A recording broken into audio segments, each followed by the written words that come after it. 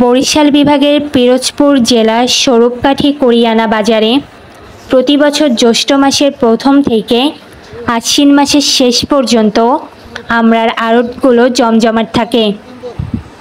আড়তে 1 কেজি আমড়া কিনতে হলে 20 থেকে 25 টাকা গুনতে হয় এবং 1 মণ আমড়া যদি ব্যাপারীরা বিক্রি করতে আসে তাহলে তারা পায় 800 থেকে 850 টাকা। প্রথমে মহাজন আমড়া বাগান থেকে কিনতে শুরু করে, তারপরে নিজস্ব ট্রলারে বা ট্রাকে করে বিভিন্ন মোকামে নিয়ে যায়।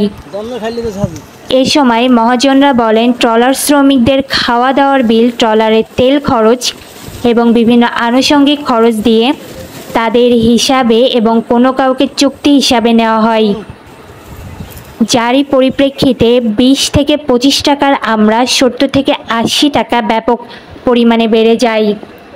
অনেক সময় লসের মধ্যেও ব্যাপারীদের দিন পার করতে হয়।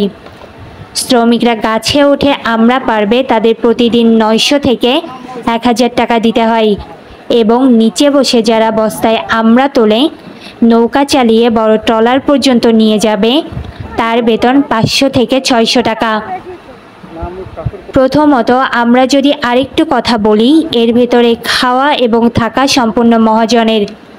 প্রথমেই আমরা জেলা বিভাগ এবং উপজেলা বলি না কেন, প্রতি বছর আমরা সিজন এলে 15 থেকে 20 দিনের উদ্দেশ্যে বাড়ি থেকে বের হয়ে যায় শ্রমিকরা। তারপরে মহাজনের আন্ডারে 15 থেকে 30 দিন পর্যন্ত তারা আমড়া পাড়ার কাজে ব্যস্ত থাকে। প্রথমত আমড়া পাড়ে গাছ থেকে, তারপরে ওই আমড়া ছোট নৌকায় করে বড় ট্রলারের কাছে নিয়ে যাওয়া হয়। এরপর ট্রলারে করে বড় আড়তে আমড়া নিয়ে আসা হয়। আমড়া প্রসেসিং করে বস্তায় ভরার পরে দেশের বিভিন্ন জেলা এবং উপজেলাতে গিয়ে পৌঁছায়।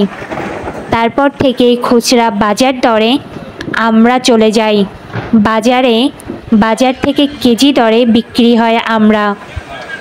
এলাকার সূত্রে জানা যায় বছরে শ্রাবণ, ভাদ্র, আশ্বিন, কার্তিকের কিছুদিন থাকে। তাসনবা ইসলাম ঋতু, 64 নিউজ টিভি, বাংলাদেশ।